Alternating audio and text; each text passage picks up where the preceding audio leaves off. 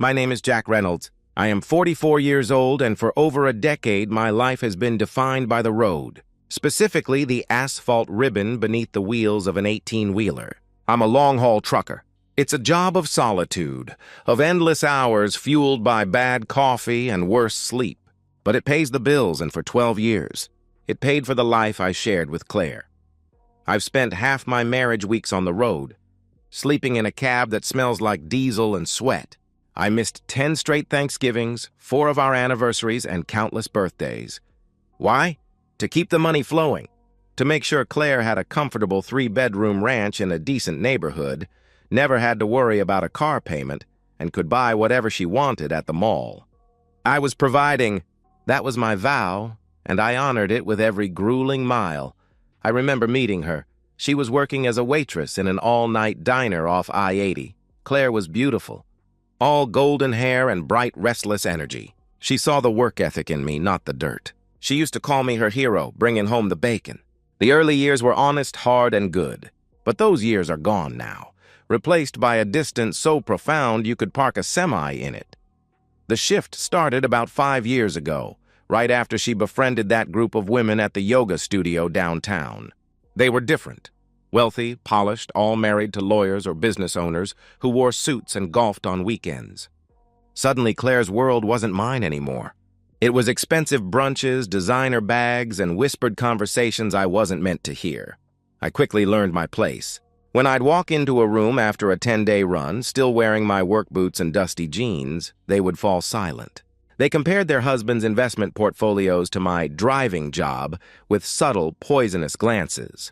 Claire, who once swore she loved the ruggedness of my hands, began criticizing our house, complaining that the sight of my massive truck in the driveway was trashy. Her conversations with me became transactional. "Did you deposit the check?" she would ask. "I need $300 for a shopping trip." The warm greetings were gone. The intimate moments disappeared entirely. She stopped asking about the road or the mechanical problems I fixed to save money. She was simply using my labor to fund a lifestyle she was ashamed to admit I paid for. Despite the screaming warning signs, I held on to the vows. I worked overtime, deposited every cent into our joint account, and saved diligently. I had managed to accrue $47,000 over the years, money I dreamed of using to buy a better house, maybe start a small hauling business. Claire knew about the savings, but she hadn't mentioned future plans with me in over a year. The chapter of my ignorance closed with her announcement. "A girl's trip to Miami," she said. "It's just for 4 days, Jack." Her eyes were bright, too bright, filled with a giddy anticipation that hadn't been meant for me in years. A wave of unease, cold and heavy, washed over me, but I swallowed it down. I wouldn't be controlling. I agreed, even handing her 2 crisp $100 bills. "For emergencies, Claire," I said. She took the cash without meeting my eye.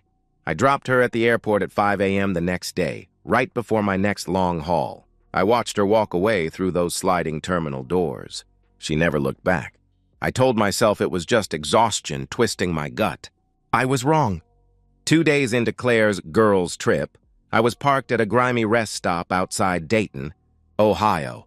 The glow of the dashboard clock read 2:47 a.m. I was trying to snatch a few hours of sleep before making an early delivery to a warehouse south of Columbus. The cab was cold, and the familiar vibration of passing semis was the only sound. Then the phone rang. It was Claire. I answered, a low knot of dread tightening in my chest. The background noise that slammed into my ear was immediate and overwhelming. Pounding electronic music, drunken laughter, and the sharp, bright clinking of glasses. She was clearly wasted, her voice thick and slurred, riding a wave of cheap champagne confidence. "Jack," she giggled, the sound like glass shattering. "Guess what, baby? I'm done. I met someone better." The silence in my cab swallowed the noise from Miami. I didn't breathe. I didn't move. I simply listened to the sound of my life being ripped apart over a poorly connected cell phone line. She kept talking, the words tumbling out, laced with a cruel, entitled joy. She told me about Marco, a restaurant owner who had real money and a yacht, not some smelly rig. She'd already slept with him. It was better, she said, than being stuck with you, you boring, pathetic delivery boy. The insult wasn't just about my job. It was about my entire identity. She accused me of being nothing but a wallet for the last decade. Always gone, always absent, too tired and callous to be a real husband. "You've been a ghost, Jack," she sneered. "And Marco makes me feel alive." Then I heard them, her friends.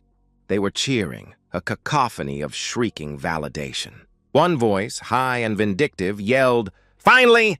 You deserve so much better, Claire." Another shouted, "Tell him you're taking the house." They hadn't just tolerated her infidelity. They had manufactured it, coaching her for years, waiting for this moment of vicious vindication. Claire, emboldened by their toxic support, launched into her final threats. She mocked the house I'd paid for, the furniture I'd bought, even the way my hands looked after a day of fixing my own engine. "I'm taking half, Jack, maybe more, since I sacrificed the best years of my youth waiting for your truck to come home." She actually laughed when she mentioned Marco couldn't believe she was married to a truck driver. My hands, the hands that built her a life, were shaking so violently against the phone they threatened to drop it. My knuckles were white, my jaw locked. I didn't interrupt. I didn't yell. I didn't beg. I recorded every word in my mind, the alcohol-fueled cruelty and the undeniable, calculated nature of her betrayal. I allowed her to empty the entire reservoir of her malice. I needed the full, unedited truth. When she finally paused, expecting the heartbroken pleas, the screaming, the emotional collapse, I spoke. My voice was low, flat, and chillingly devoid of emotion. "Have a good trip, Claire," I said. Then I hung up. For 20 minutes, I sat in the cab's complete silence. The dashboard lights seemed far too bright. Outside, the headlights of the passing traffic dissolved into streaks of meaningless color. My entire marriage, every sacrifice, every missed holiday, every one of those $47,000 saved, all dissolved into the sickening sound of Marco's name. The cold shock was overwhelming, a physical paralysis. But then the deep, agonizing hurt that threatened to shatter me began to crystallize. It didn't turn to white-hot anger, but something far colder and much sharper.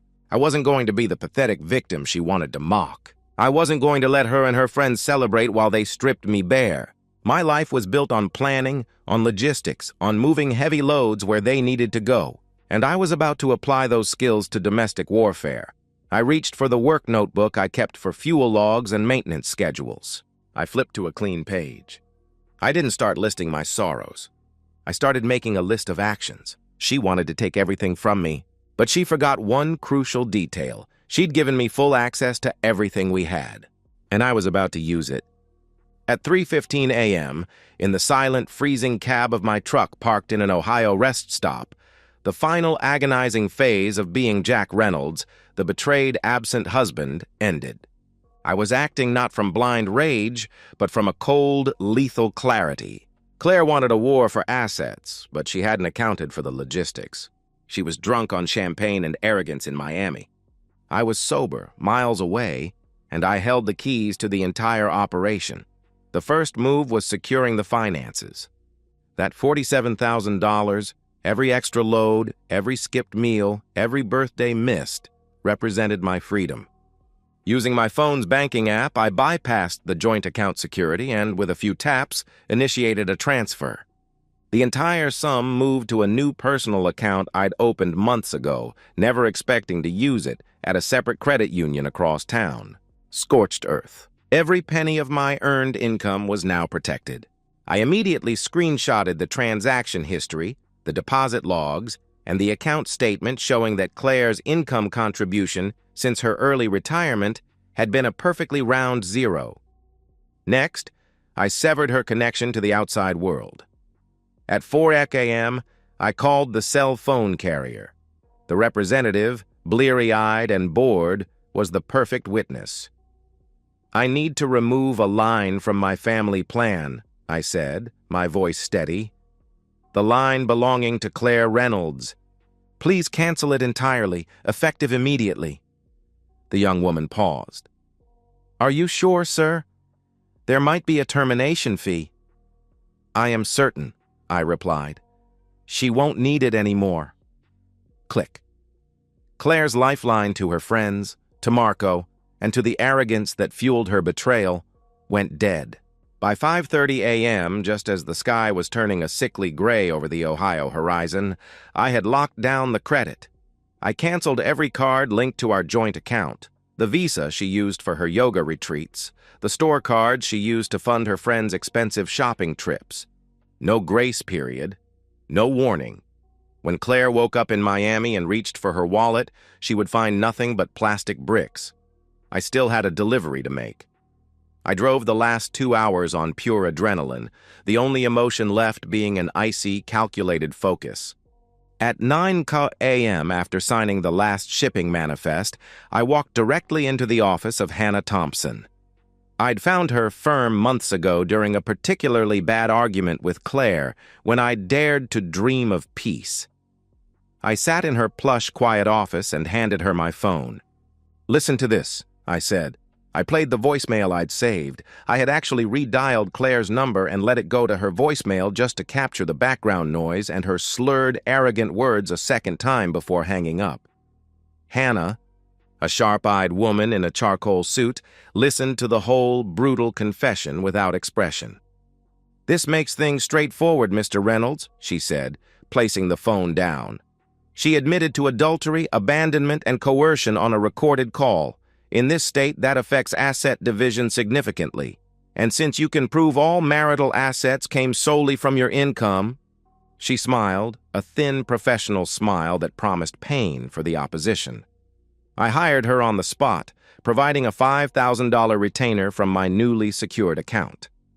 That afternoon, Hannah filed for divorce, citing adultery with evidence, and requesting an emergency financial restraining order to prevent Claire from claiming immediate support. The papers were set to be served to Claire's parents' house, her legal residence outside of mine. That evening, as I continued my route through Pennsylvania, I made the final 2 calls. First, the locksmith. I scheduled new locks and a new code for the alarm for the day I arrived back. Second, my landlord. The lease was in my name alone. I informed him that Claire was no longer authorized to reside at the property. Documentation was emailed immediately. I parked for my mandatory 10-hour rest in Virginia that night. My phone had 17 missed calls from numbers I didn't recognize, probably Marco or one of her increasingly desperate friends. I ignored them all, powering the phone off. I slept better that night than I had in years. 3 states away, in a Miami resort, Claire's fantasy was about to become a nightmare. I kept my phone off for the duration of the ride home, ignoring the furious, impotent signals radiating from 3 states away. The details of what happened in Miami didn't come from some dramatic narrative. They came to me in fragments. The terrified whispers of her friends in saved message transcripts, the time-stamped records of her phone calls to the bank, and the final broken voicemail I allowed myself to hear. It was the perfect, controlled detonation. The first crack in her facade appeared when Claire tried to buy lunch at a beachside cafe. She reached for her wallet, already planning the perfect smug photo for her social media. Her credit card declined. She laughed it off, pulling out the Visa she used for her endless yoga retreats. Declined. In the tight circle of her friends, Jessica, the ringleader, and Sarah, the timid follower, the laughter died instantly. They understood the brutal, final language of finance. Claire tried to access her bank app on her phone. Nothing. Just a dead screen, a cold, dark void where her lifeline used to be. Jessica paid for the meal, but her gaze was sharp and unforgiving. "You can pay me back later, Claire," she'd said, the friendship suddenly replaced by a debt collection. Back at the resort, the full realization hit her like a fist. Using the room phone, she called the bank. The automated voice delivered the verdict. Account closed at the request of the primary account holder. She called the phone carrier. "This line has been terminated." The credit cards, canceled by authorized user, Jack. It wasn't a glitch. I had known, I had waited for her to step onto the stage of her new life, and then I had cut the ropes. She tried calling our home number, disconnected. My personal cell, a generic full inbox voicemail. Her composure shattered. Her friends were now huddled, not comforting her, but calculating their own escape.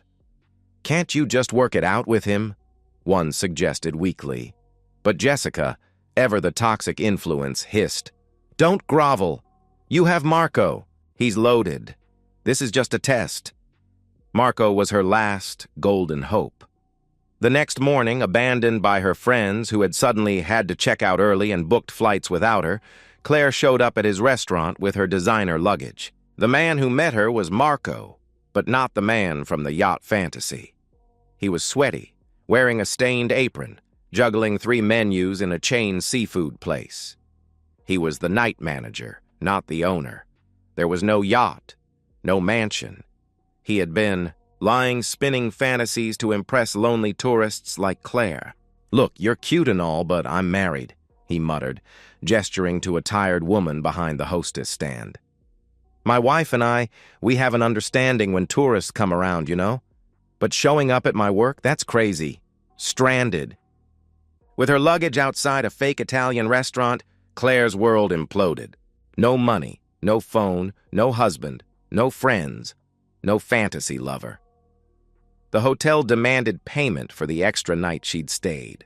When she couldn't pay, they held her bags until the bill was settled and told her to vacate the premises. For 3 days, she became desperate, begging strangers in business lobbies and gas stations for a minute on their phones. She even walked into a police station, filing a ridiculous report about stolen credit cards, which the officer dismissed instantly after checking the records, legally canceled by the primary account holder. Her fall was magnificent and total. The messages she managed to leave me grew progressively unhinged. First, a slurred fake apology, then pleading promises of change, next, vicious threats, and finally, raw, broken sobs. I listened to exactly 1 full voicemail, the last one, choked with genuine terror. I then blocked every number she'd used, deleting the rest unheard. I didn't need to hear the sound of her falling. The silence of her absence was enough. But on the 3rd day of my drive, she found a way to reach me one last time. I was sitting in my cab in a Virginia lot, charging my phone, when an unexpected notification appeared.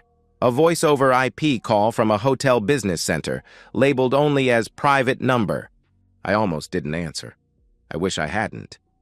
That call would be the last word between us. I was parked outside a battered classic Tennessee diner, the air thick with the heavy scent of old coffee and frying grease.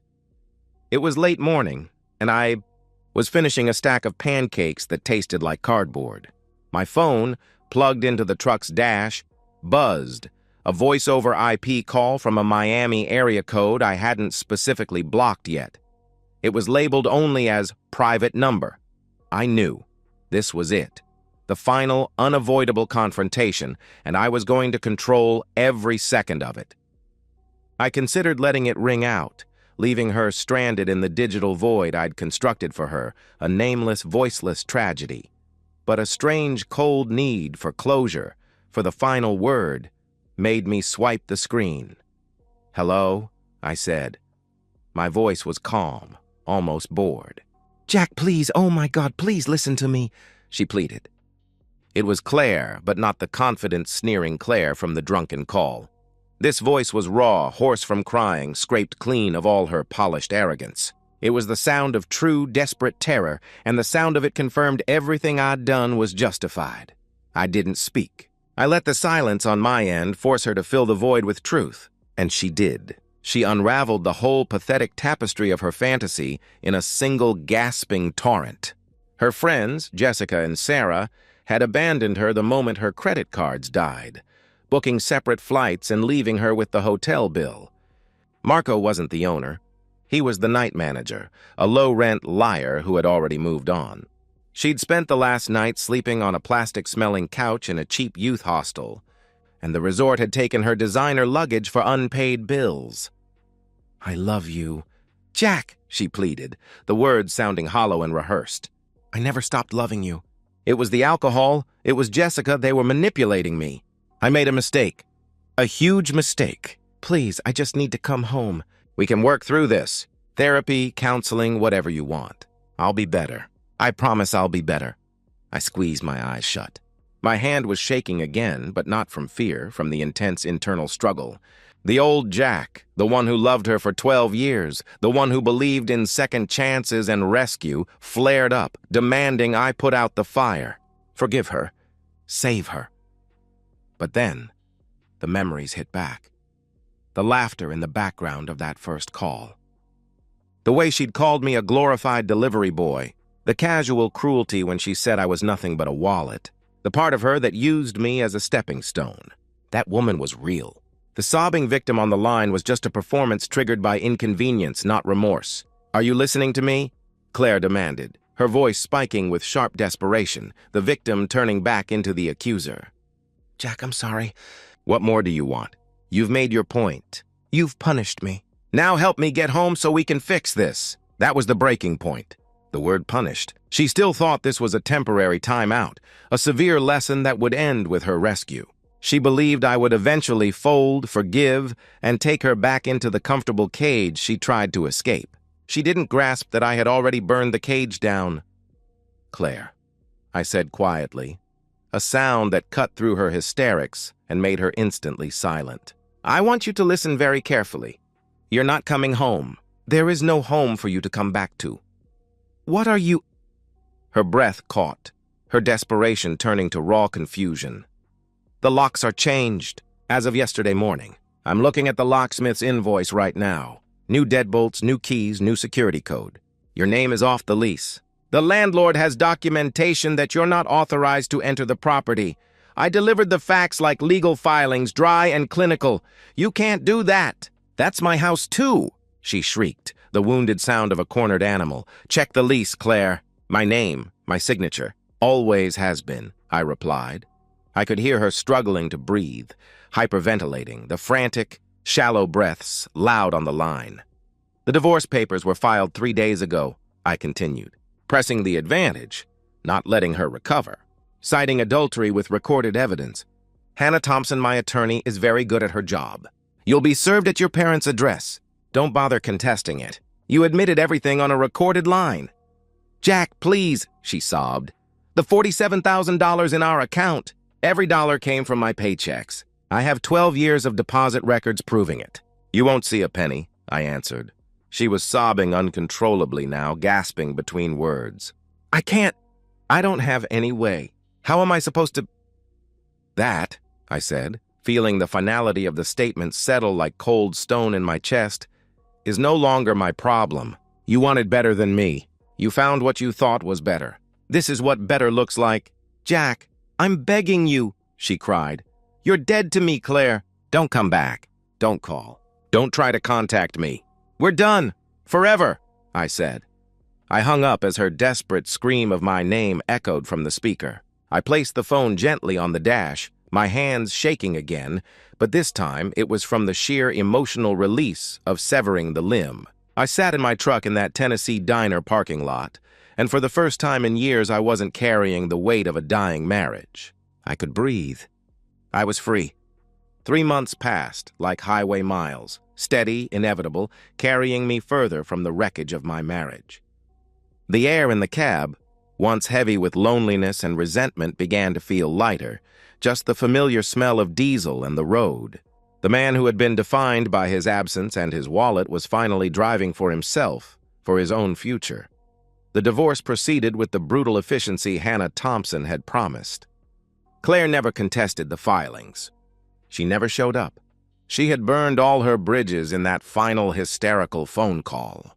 Her parents' lawyer, a local shyster who sent a few blustering letters, fell instantly and completely silent the moment Hannah responded with the transcribed and recorded confession from Miami, along with the detailed financial records proving Claire's total lack of contribution to the $47,000 savings. There was no case, no leverage, no way back for Claire. The legal proceedings were just a formality, confirming a reality she had established that drunken night. I sold the house, the modest 3-bedroom symbol of my 12 years of sacrifice. Too many ghosts, too much echoing emptiness. I bought a small, neat condo near my company's hub. One bedroom, a modern kitchen, and a narrow balcony overlooking the constant, reliable flow of the interstate below. I paid cash for the place, still having a significant chunk of my secured savings left over. It suited me. No expectations, no silent judgment embedded in the walls. My work routes didn't change, but my perspective did. The exhausting guilt that used to gnaw at me, about being away, about not providing enough, about being an insufficient husband, it was gone. I was building Jack Reynolds, a man accountable only to himself. The change wasn't dramatic. It was gradual, the slow, honest warmth of a morning sun. It happened at a truck stop outside Indianapolis, a regular Wednesday stop. The restaurant attached had decent coffee, a comfortable booth, and a waitress named Sarah.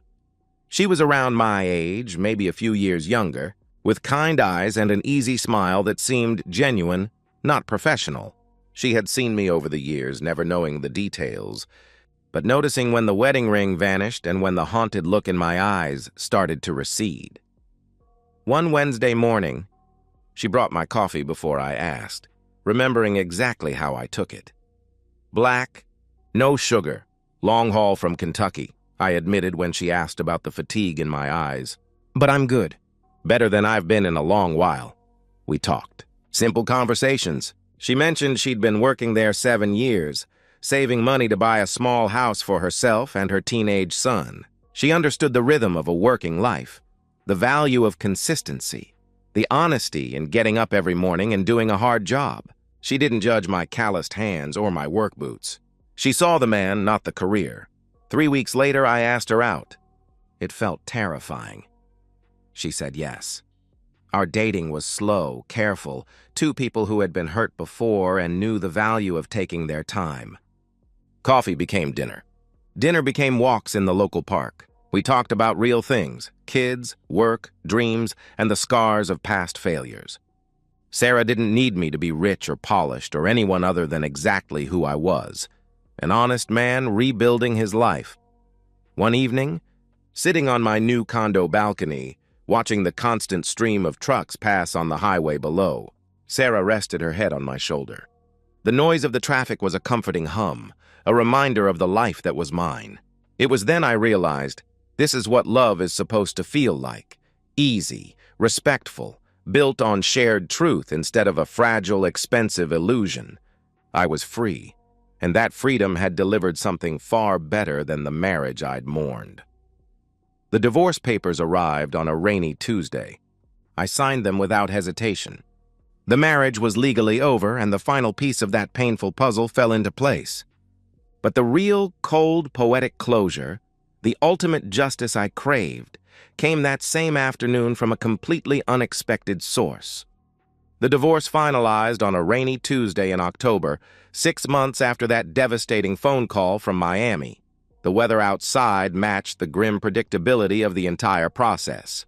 I signed the last papers in Hannah Thompson's office, which smelled faintly of coffee and old books. It wasn't the cathartic scene of a courtroom drama.